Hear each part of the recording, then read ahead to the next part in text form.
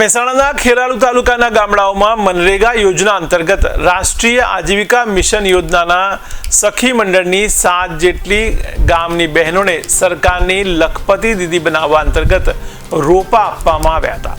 ત્યારે બહેનોને આંબાના 400 જેટલા રોપા આપવામાં આવ્યા। ત્યારે મીડિયા ટીમ જ્યારે ડભાડ ગામે પહોંચી ત્યારે લાભાર્થીના ખેતરમાં રિયાલિટી ચેક કરતા લાભાર્થીએ જણાવ્યું કે આંબાના રોપાનું વાવેતર તો કર્યું હતું, પરંતુ કેટલાક છોડ ઉધેવ લાગવાથી અને બાકીના ભૂંડ અને નીલ ગાયો જેવા પશુના કારણે નષ્ટ પામ્યા છે।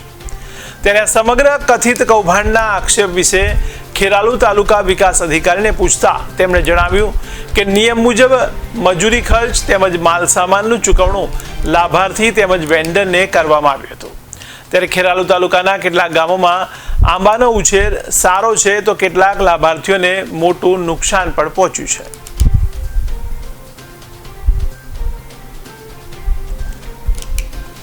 મંડાલી, લોણવા, સાંકરી વગેરે મેં 14-15 સ્થળોની મુલાકાત લીધી હતી। એ સમયે અમે લીલાબાના ખેતરમાં પણ ગયા હતા। લીલાબાના ખેતરમાં એ લોકોએ રોપાઓનું વાવેતર કરેલું હતું। રોપાઓનું વાવેતર એમને કર્યું હોય પણ હવે કેટલાક એમના પોતાના અંગત અને સામાજિક કારણોસર એ થોડું દેખરેખ ઓછી રાખી શક્યા હોય એના કારણે એવું થયું હોય। નકર એમના સ્થળની મુલાકાત લેવા હું જાતે ગયો તો એમને રોપા 400 દરેક લાભાર્થી મળ્યા હતા અને દરેક લાભાર્થી એનું વાવેતર કર્યું હતું।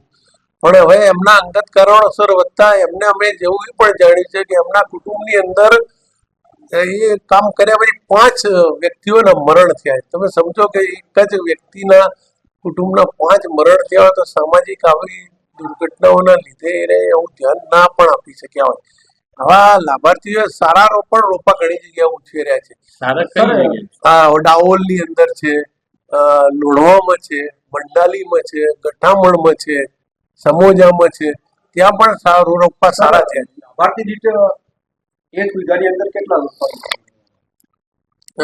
અંદાજે જે એના બાગાયતના નિયમો અને કાર્યવાહી મુજબ એ લોકોને 1 વીઘાની જગ્યા હોય તો અંદાજે 2 મીટરનો ગાળો હોય તો 2 મીટરના જે જમીનની અંદર એ લોકો 360 જેટલા રોપાનું વાવેતર કરી શકે અને બાકીના જે રોપાઓ એમના શેઢાઓ ઉપર વાવેતર કરી એમની જગ્યાની અંદર વાવેતર કરી શકે। છેલ્લે સવાલ લાભાર્થીના ખાતામાં કેટલીક ચર્ચાઓ જોવા મળી રહી છે કે લાભાર્થીના ખાતામાં 1 લાખ રૂપિયાની સહાય જમા કરી પણ લાભાર્થીને કોઈ એવું ખાતામાં કોઈ પૈસો પડ્યો નથી।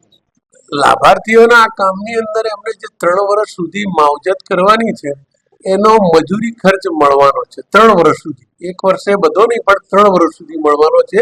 એ એમને જેમ જેમ રજૂ કરી છે ડિમાન્ડ એ પ્રમાણે અમને ચૂકવવાની કાર્યવાહી કરી છે। મનરેગા યોજનાની જે ગાઈડલાઈન મુજબ જે માલ સામાનનો ખર્ચ જે છે એ જે માલ સામાન લાભાર્થીઓએ ખરીદ્યો છે અને જે વેન્ડરે પૂરો પાડ્યો છે એને પૂરી પાડવાની છે। 3 વર્ષની અંદર લાભાર્થીને અંદાજિત કેટલી રકમની સહાય ચૂકવણી થઈ શકે છે? એમને 63,000 અંદાજિત 63,000 રૂપિયા જેટલી ચૂકવણી કરવાની।